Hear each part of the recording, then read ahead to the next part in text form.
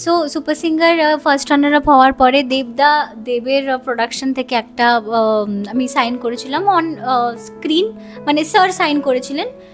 সেটা আমার গাওয়ার কথা ছিল, ওটা এখনো হয়নি, but finger crossed in future যত হয় I am really wishing for that.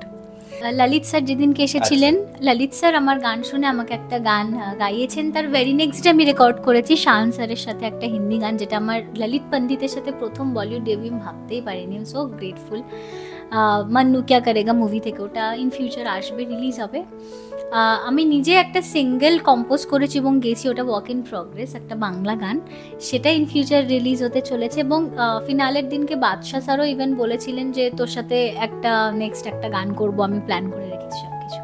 তো হোপফুলি ওটাও ইন ফিউচার আসবে। আমি চাই প্লেব্যাকের সাথে সাথে আমি নিজের গানও গাই, এবং বাংলায় যেহেতু আমার গান হয় আমি সেটাও চাই। তুমি বাঙালি, নিজে একজন বাঙালি, তো আমি চাই আমার বাংলায় যাতে এমন খুব ভালো গান হোক যাতে সব বাঙালিরা সেই গানটা জানে। তুমি যেন এক লাইন শুনেই বা ওই গানটা যাতে তুমি গুনগুন গুনগুন করে গাইতে থাকো। যেমন তুমি যাকে ভালোবাসো আছে, সোমলতাদির প্রচুর গান রয়েছে, দেন ইমন্দির গান রয়েছে কত।